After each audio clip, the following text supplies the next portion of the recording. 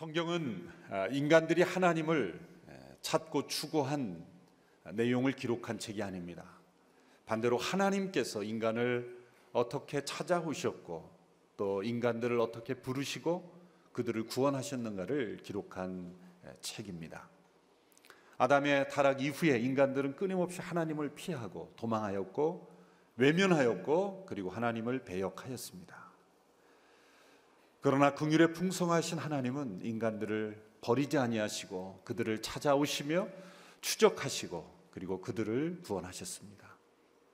에베소서에서 우리가 발견하는 놀라운 사실은 인간을 구원하시는 하나님의 계획이 인간이 타락한 이후에 세워진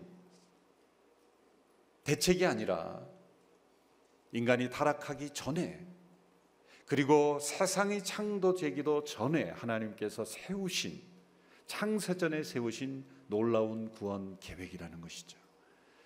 이것은 놀라운 신비요 놀라운 비밀입니다. 이 놀라운 비밀과 신비를 깨닫고 사도 바울은 하나님을 찬양하고 있는 것입니다. 에베소서 1장 3절에서 14절까지는 이 삼위일체 하나님의 놀라운 구원의 계획에 대해서 우리의 명확하게 논리적으로 우리에게 설명하고 있습니다. 영원하신 그 삼위일체 하나님께서 창세 전에 인간을 구원하시기 위한 계획을 서로 논의하셨다라는 것을 성령 안에서 사도 바울은 깨닫게 된 것입니다. 삼위일체 하나님께서 각 인간의 구원을 위해서 그 역할을 담당하셨다는 거죠. 삼위일체 하나님이 함께 역사하시지만 그 주된 역할을 나누어 서로 협의하시고 그리고 그 역할을 감당하셨다는 것입니다. 성부 하나님께서는 그 구원 계획을 창시하시는 분으로서 그 구원을 위하여 일하셨습니다. 그리고 성자 하나님께서는 그 구원의 계획을 실행하심으로 십자가에서 못 박혀 죽으시고 그리고 죽은 자 가운데 다시 살아나심으로 인해서 그 구원의 계획을 실행하셨습니다. 그 구원을 이루신 것이죠. 그리고 성령 하나님께서는 그 이루신 하나님의 구원을 우리 각 사람들에게 전달하시고 깨닫게 하시고 적용하시고 또 전파하시는 역할을 성령 하나님께서 하시는 것입니다. 그래서 3절로 6절까지는 성부 하나님께서 이루신 일, 7절로 12절까지는 성자 하나님께서 이루신 일, 그리고 13절, 14절은 성령 하나님께서 이루신 일, 이렇게 명확하게 그 하나님께서 이루신 일을 기록하고 있습니다. 그리고 매 단위마다 마지막 구절은 하나님의 영광을 찬미하는 것으로 끝맺고 있는 아주 논리적이고 또 구체적인 하나님의 사역을 잘 우리에게 기록하고 있습니다. 이 삼위일체 하나님의 놀라운 구원의 일을 그가 깨달으면서 사도 바울은 감옥 속에서도 하나님을 찬양하고 있고 하나님을 송축하고 있고 우리 하나님이 베푸신 그리스도 안에서 베푸신 그 놀라운 하늘에 속한 신령한 복들로 인하여 그는 감격하고 기뻐하며 즐거워하고 있는 것입니다. 우리가 받은 이 구원을 묵상할 때 그것은 우연히 생긴 일도 아니요 내가 선택해서 이루어진 일도 아니요 삼위일체 하나님의 놀라운 구원 계획에 따라서 우리에게 이루어진 놀라운 축복인 것을 우리 기억하고 우리가 감격할 수 있게 되기를 바랍니다. 특별히 구원 계획을 찬양할 때 그리스도 안에서라는 단어를 계속 반복하고 있는 거죠. 삼위일체 하나님, 이 하나님의 역사이지만 특별히 결정적 공로, 이 결정적 공로라는 말을 오해 없이 들으시기 바랍니다. 삼위일체 하나님께서 함께 역사하신 거지만 하늘의 영광을 버리시고 이 땅에 오셔서 성육신하시고 낮아지시고 죽기까지 낮아지심으로 그리고 부활하심으로 그 구원을 이루신 하나님의 구원 계획을 이루시는 데 있어서 결정적인 역할을 하신 분이 바로 성자 하나님이신 예수 그리스도이십니다. 만일 성자 하나님께서 자신을 낮추시고 하늘의 영광을 버리고 이 땅에 오시지 아니하시고 그리고 십자가에 죽기까지 순종하지 않으셨다면 이 구원의 계획은 이루어질 수가 없는 거죠. 그러므로 삼위일체 하나님의 놀라운 구원을 찬송하면서도 매 구절 구절마다 그리스도 안에서 창세자 하나님께서 우리를 선택하셨다. 그리스도 안에서 하나님께서 우리를 택하여 우리를 구원하셨다. 그리스도 안에서 하나님께서 우리에게 은혜를 베푸셨다라는 그 고백과 간증을 계속해서 고백하고 있는 것이죠. 6절에 보면 하나님께서 그리스도 안에서 베푸신 은혜라고 고백하죠. 하나님 우리의 은혜를 베푸실 때는 철저하게 그리스도 안에서 베푸신다는 거예요. 하나님이 우리를 사랑하시는 모든 사랑은 모두가 다 그리스도 안에서 사랑하시는 겁니다. 그리스도 밖에서는 이 하나님의 은혜를 우리가 하늘에 속한 신령한 복을 누릴 수가 없습니다. 하나님께서 우리를 하나님의 형상대로 지으셨기 때문에 하나님의 형상된 우리로서는 우리를 여전히 사랑하십니다. 그러나 우리 안에는 죄와 오염과 타락이 있습니다. 부패함이 있습니다. 그러므로 하나님이 부패한 우리들을 사랑하실 수가 없는 것이죠. 그러나 우리의 죄와 허물과 부패함을 대신 지시고 십자가에서 못 박혀 죽으신 그리스도 안에서 하나님은 우리를 사랑하시는 겁니다. 하나님은 예수 그리스도를 통해서만 우리를 바라보시는 거예요. 그러므로 우리가 있어야 될 자리가 어디입니까? 예수 그리스도 안에 있어야 되는 겁니다. 그리스도 안에 있지 않으면 이 하늘에 속한 신령한 복이 우리에게 주어지지 않는 거죠. 예수님께서 이미 요한복음 15장에서 말씀하셨죠. 너희가 나를 떠나서는 아무것도 할 수 없습니다. 그리스도 밖에서는 이 하나님의 복을 누릴 수가 없는 것입니다. 그리스도 안이라는 것은 무엇입니까? 단지 이 교회의 멤버십을 가지고 있다는 것이 아닙니다. 교회 멤버십은 보이는 교회입니다. 조직된 교회, 이 세상의 한 공동체로서의 교회입니다. 그리스도 안이라는 것은 바로 보이지 않는 교회입니다. 보이지 않는 교회. 이것은 단지 어떤 세상적인 조직체의 이론이 된다는 것이 아니라 실제 영적인 실제, 보이지 않는 그리스도의 몸의 일부가 되는 것, 하나님의 자녀가 되는 것, 하늘의 백성이 되는 것, 그리고 그리스도와 연합된 자로 살아가는 것, 보이지 않는 교회의 한 이론이 되는 것.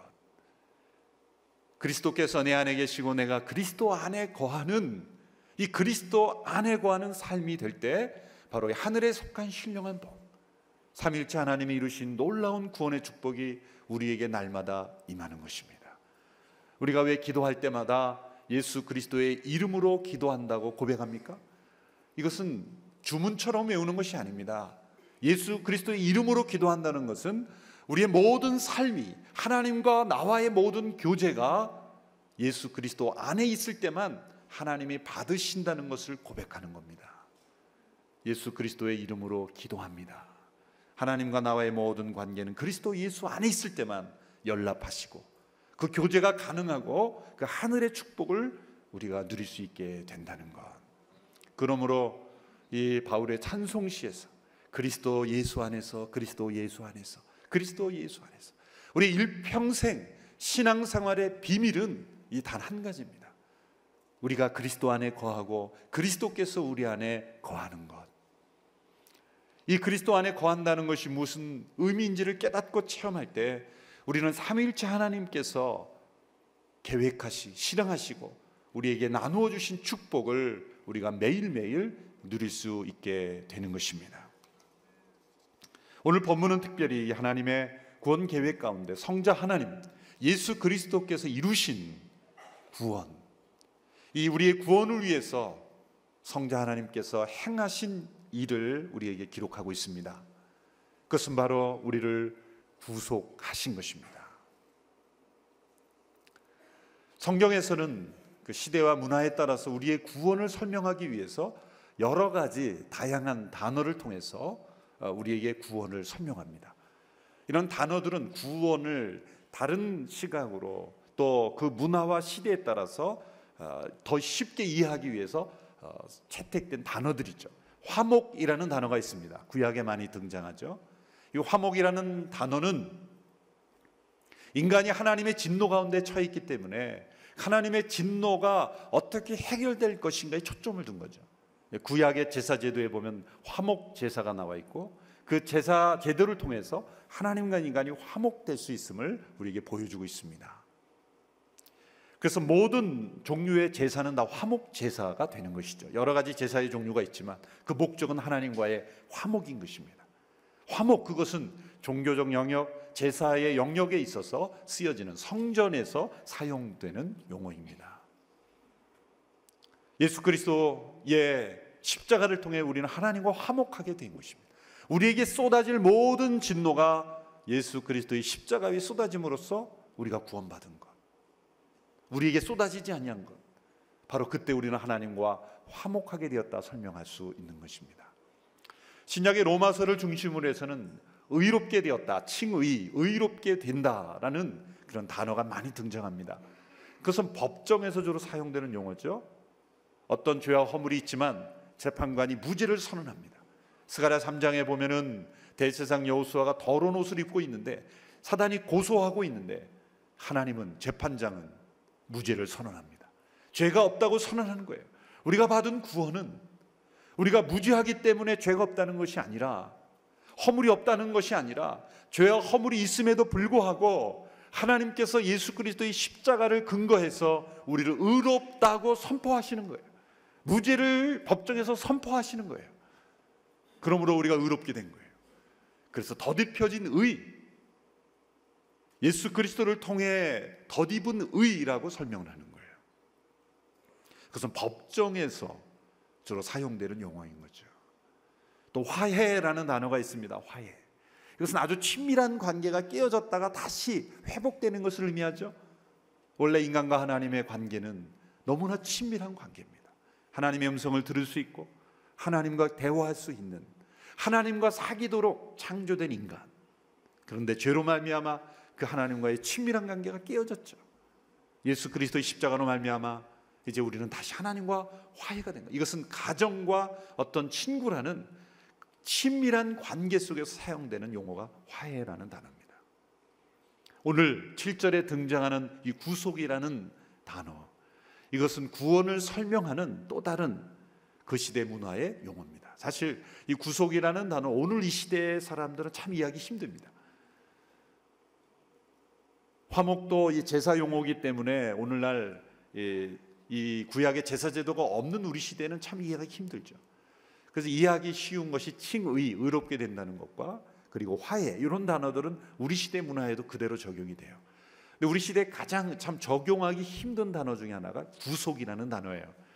이것은 뭐 검찰에 구속된다 그런 구속이 아니죠. 발음은 똑같지만 의미는 전혀 다른 것입니다. 구속이라는 단어는 그 시대에 시장에서 사용되는 용어입니다. 비즈니스 용어죠. 상업적인 용어입니다.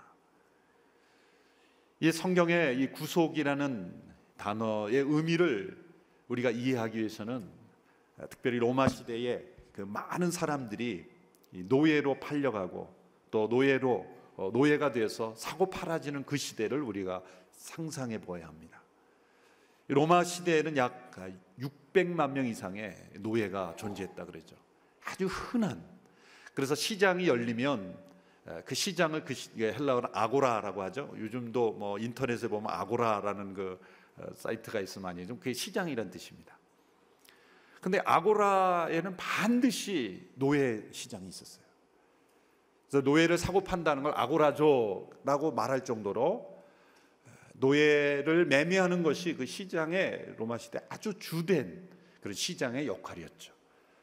누군가의 빚을 졌는데 빚을 갚지 못할 때는 그 빚에 해당되는 만큼 몸으로 노예살이를 통해서 그 빚을 해결하는 일이 상당수 많았던 시대. 그런 시대에 노예값이 심지어는 몇 개의 가구값밖에 되지 않을 정도로 노예가 흔했던 그런 시대.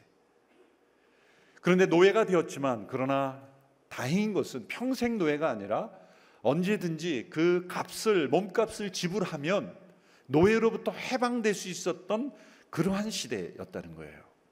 그래서 노예가 되는 일도 흔했지만, 그러나 노예로부터 자유케 되는, 몸값을 지불하고 자유케 되는 일도 역시 흔했던 시대.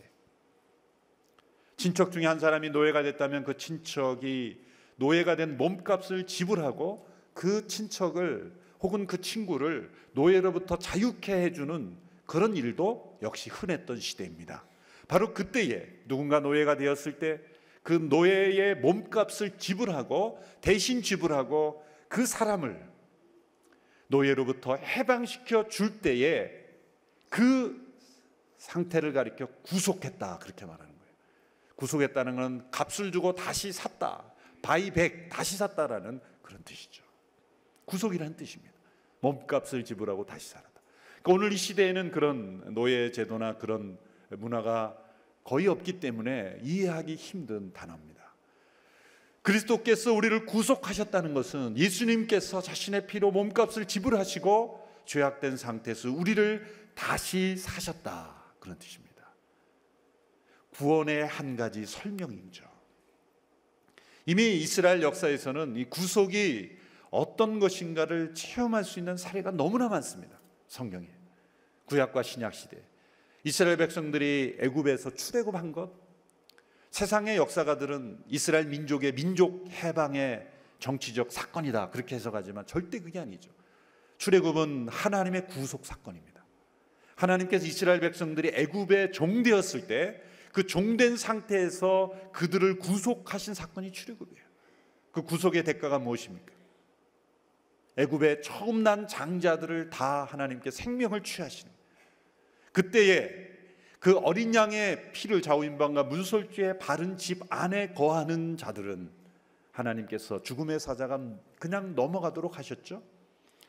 출애굽은 이스라엘 백성이 단지 인종적인 이유만으로 구출받은 게 아닙니다. 이스라엘 민족의 구출 역사가 아닙니다. 어린 양의 피로 구속받은 역사입니다. 단지 이스라엘 민족이라 그래서 구원받은 것입니까? 아니죠. 그 문에 좌우임방에 어린 양의 피가 발라져 있지 않은 집은 애굽과 마찬가지로 죽임을 당한 거예요. 그 장자가 죽임을 당한 거예요. 그러니까 엄밀한 의미에서 구속받은 사람들은 장자들이죠. 그래서 유월절을 예식을 할 때 이스라엘 민족은 모든 처음 난 장자들은 다 하나님께 드려진 사람들이다, 하나님께 속한 자들이다, 그렇게 특별히 구별했죠. 출애굽은 이스라엘 백성을 구속하신 사람, 하나님의 역사입니다. 그래서 그 10계명을 보면은 10계명 1계명을 주시기 전에 하나님 출애굽 20장 이렇게 말씀하죠. 나는 너를 애굽에서 이끌어낸 하나님 여호와다. 출애굽은 구속받은 자들에게 주신 하나님의 명령인 것입니다. 내가 너를 구속했으니 너는 나의 것이다, 그러므로 이렇게 살아라 라고 주신 것이 하나님의 율법이에요. 율법을 지킴으로 하나님의 백성이 된다는 것이 아니라 구속받았기에 이렇게 살아라고 주신 것이 하나님의 율법인 거예요. 그 율법의 내용에 보면 구속의 사례들이 얼마나 많은지 모릅니다.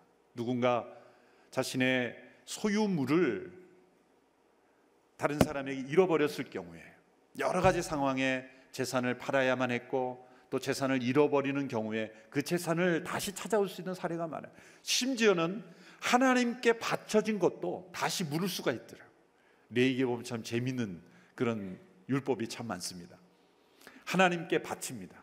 하나님이 이 밭을 하나님께 바칩니다 라고 그랬을 때 그 밭을 다시 물으려 그러면 5분의 1을 더해서 값을 지불해야 돼요.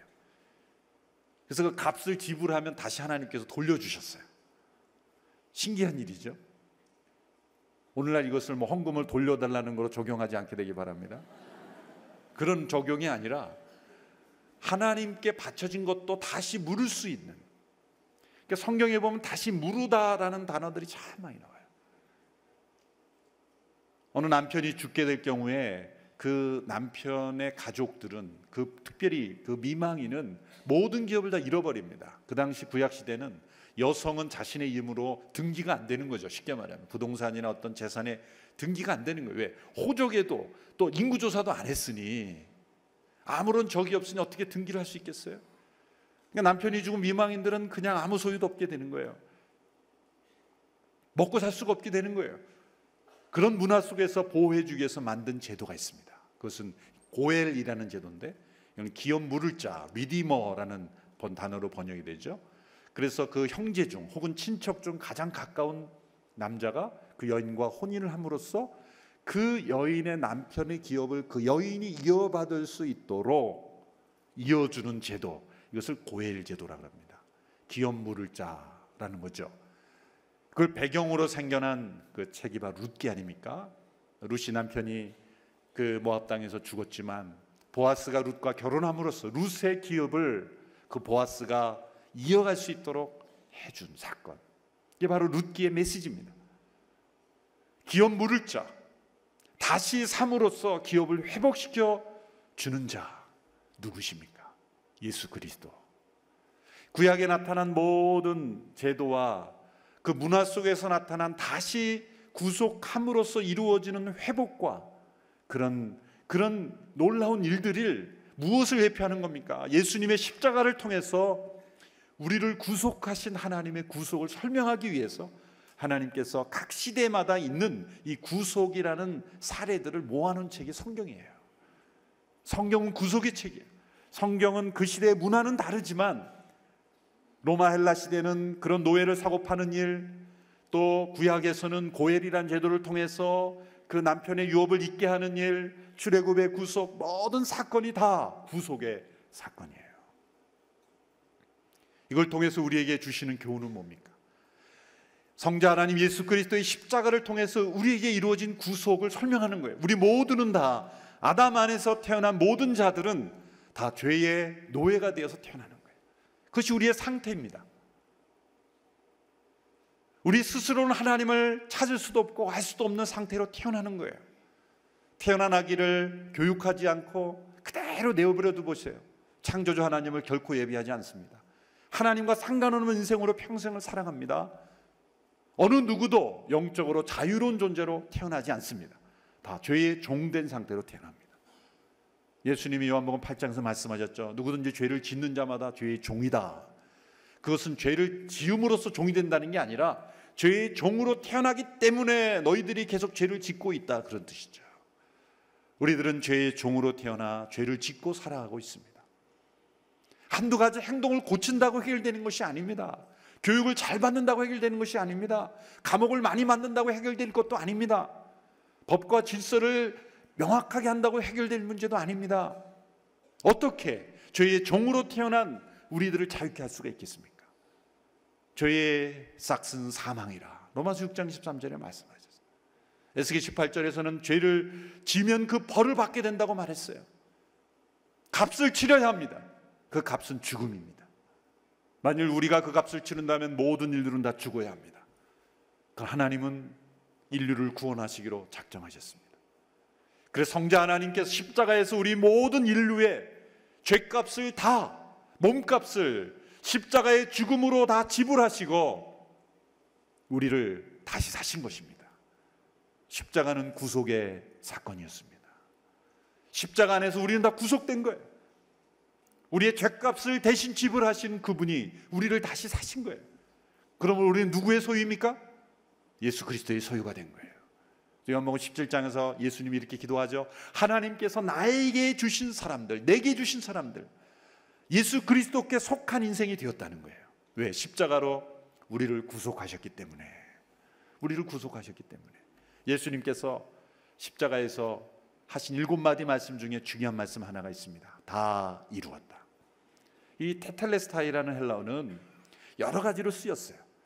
그 중에 가장 많이 빈번하게 쓰인 게 사업 거래상에 누군가에게 빚을 졌을 때 그 빚을 다 갚을 때 영수증으로 쓰는 거예요. 다 지불했음, 지불 완료라고 쓰여질 때 쓰는 단어가 이 테텔레스타예요.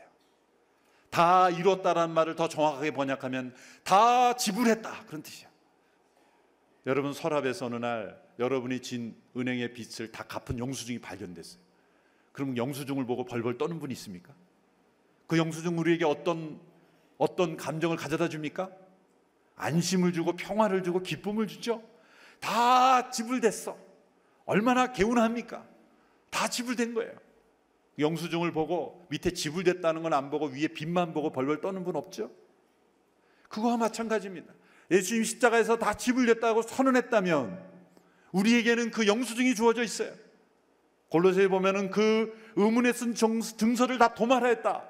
이거는 빚이 있는데 빚 문서를 폐기시킨 게 아니라 다 지불되었으므로 이제는 버려질 수 있게 되는 거예요.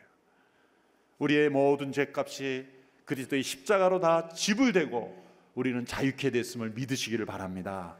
이것이 그리스도 안에서 우리가 구속됐다는 거예요. 그 대가는 뭡니까? 몸값은 그리스도의 피예요. 왜 그리스도의 죽으심이라고 하지 않고 그리스도의 피라 그랬을까요? 그는 구약의 모든 희생제사와 다 동물의 피를 통해 우리를 구속하고 우리를 대속했다는 걸 보여줬죠. 그러나 그 피는 한계가 있어요. 자주 드려야 되고 또 드려야 되고 반복해서 드려야 되지만 예수 그리스도의 피는 단 한 번의 피의 제사로 과거와 현재의 모든 죄를 다 죄값을 갚아주심으로 완전한 구원을 이루셨기에 그분의 피는 보배로운 피인 것입니다. 불의함이 없으신 의로우신 피요, 하나님의 아들의 피요, 우리를 구속하신 피인 것입니다. 그의 피로 우리가 구속받은 것입니다. 일평생 우리가 불러야 될 찬송의 내용, 그것은 예수의 피로 우리가 구속함을 받았네. 그러므로 우리는 나의 인생이 아니라 그분의 속한 인생이 되어야 되는 거죠. 그분 안에서 살아가는 인생이 되어야 될 줄로 믿습니다. 이것이 바로 성자 하나님께서 이루신 구속의 놀라운 사건인 것입니다. 이 구속은 우리가 현재 누릴 수 있는 체험이에요. 그래서 구속 받았습니다, 구속 곧 죄사함을 얻었습니다 라고 할 때 그 시제가 현재형을 썼어요. 놀라운 것입니다. 현재 우리가 매 순간 매 순간 체험하는 거예요. 과거에 한번 받은 것으로 우리가 유지되는 것이 아니라 장차 받을 것이라고 말하는 것도 아니요, 현재 매일매일 순간순간 누리는 체험.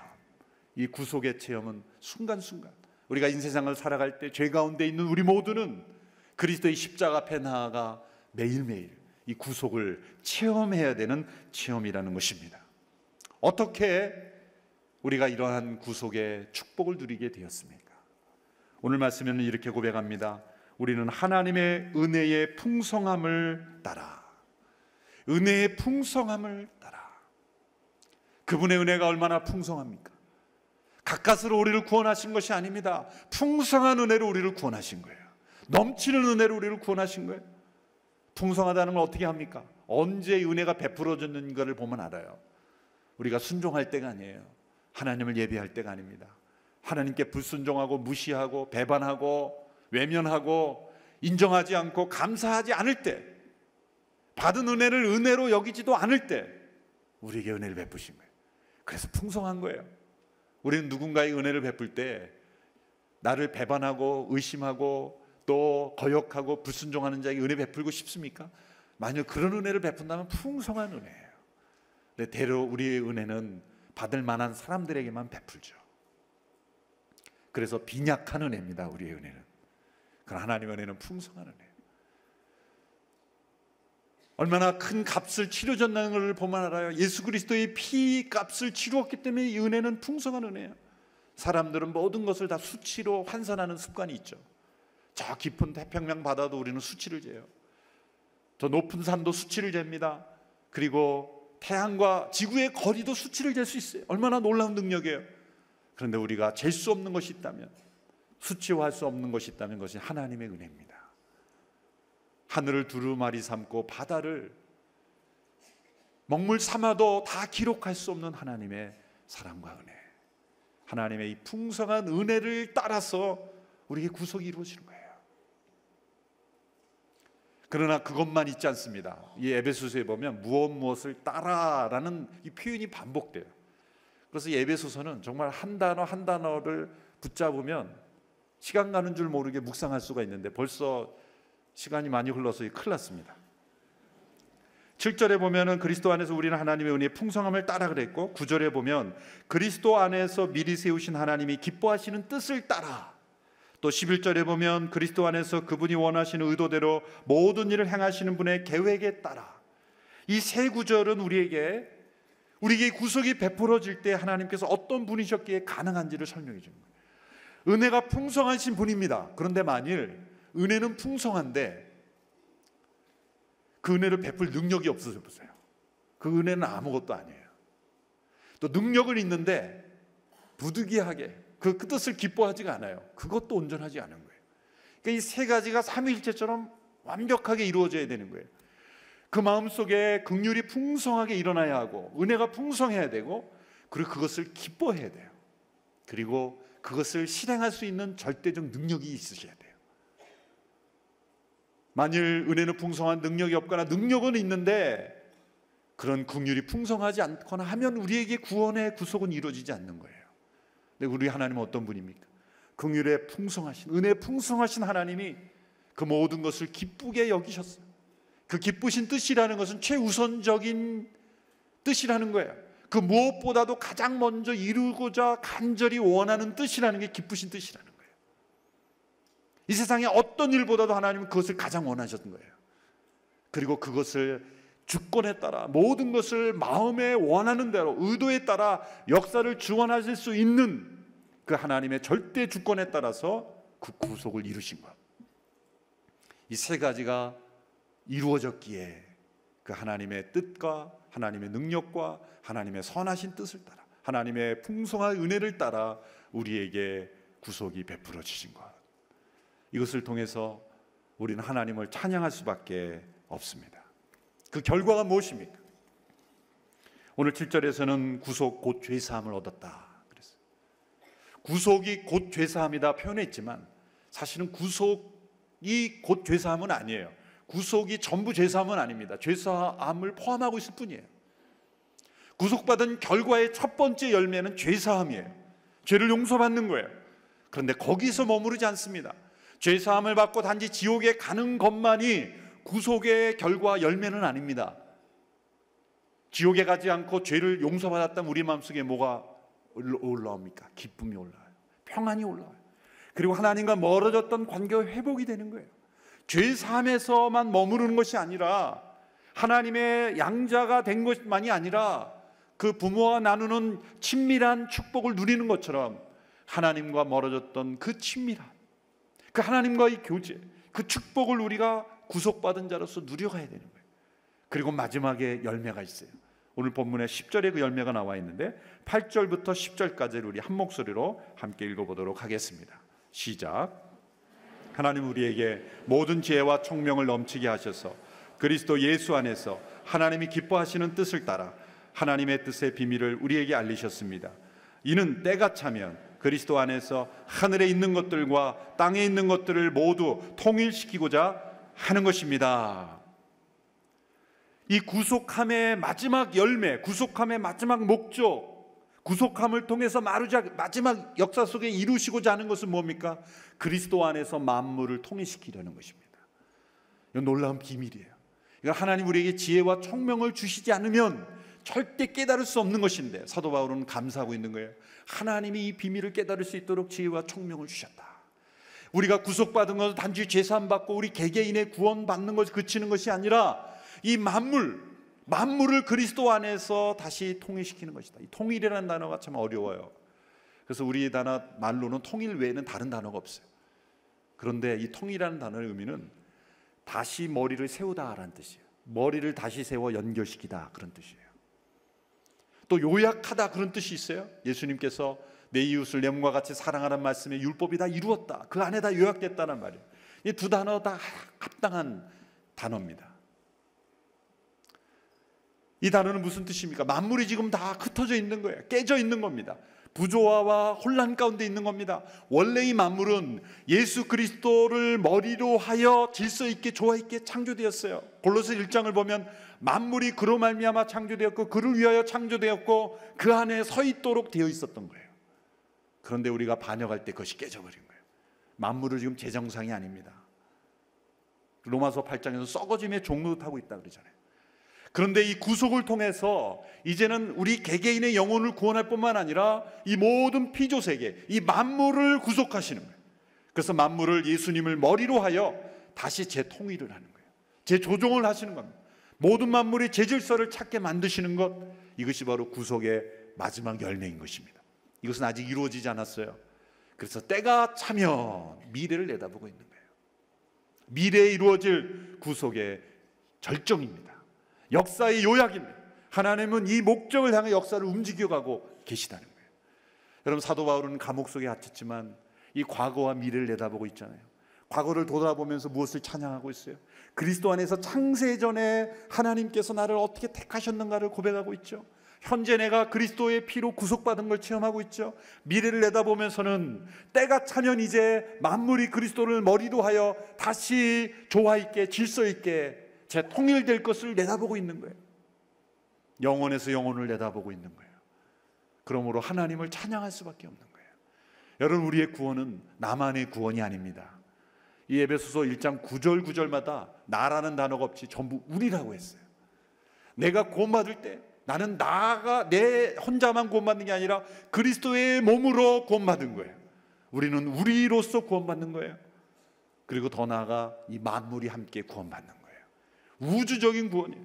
놀라운 구원의 역사죠. 예수님의 십자가는 단지 기독교라는 종교의 울타리에 가둬놓는 그런 종교적인 그런 이슈가 아닙니다.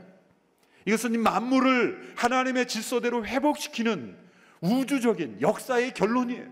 그러므로 십자가는 역사의 중심이 되어야 되는 겁니다. BC와 AD를 나누도록 해놓으셨잖아요. 사람이 그렇게 만든 게 아닙니다. 하나님께서 그렇게 만드시는, 십자가는 역사의 중심이요, 십자가는 역사를 완성시키는 하나님의 사건인 것입니다. 만물을 회복시키시고 하나님의 질서대로 만드시는 하나님의 귀한 구속의 역사인 것입니다. 그러므로 12절에서도 사도 바울은 하나님의 은혜의 영광을 다시 한번 찬미하고 있습니다. 이런 우리로, 그리스도 안에서 먼저 소망을 가진 우리로 하여금 하나님의 영광을 찬미하게 하려는 것이다. 우리의 찬송의 제목, 찬송의 내용은 우리를 구속하시기 위해 이 땅에 오신 예수 그리스도, 그 십자가로 우리를 구속하셔서 이제는 그리스도 안에서 하나님의 놀라운 은혜를 날마다 누리게 하시고, 이제 만물의 구속을 내다보면서 이 온 우주가 하나님의 뜻대로 변화될 것을 내다보는 이 소망을 가진 자로 우리가 살아가는 것, 이것이 바로 그리스도 안에서 우리에게 주신 하늘의 복입니다. 이 복을 날마다 누리며 체험하며 이 복을 통해서 하나님께 찬양하며 경배하며 날마다 기쁨과 감격 가운데 살아가는 귀한 성도님들 다 될 수 있게 되기를 주님의 이름으로 축원합니다. 기도하겠습니다. 우리를 그리스도 안에서 구속하신 은혜를 찬양하며 주님을 송축합니다. 십자가로 우리를 구속하였으니 이제 그리스도의 백성으로 살게 하여 주시옵소서. 만물이 그리스도 안에서 통일되는 날을 바라보며 이 소망을 가진 자로 날마다 주의 영광을 찬미하는 인생으로 승리하며 살아가는 우리 모두가 되게 하여 주옵소서. 예수님의 이름으로 기도하옵나이다. 아멘.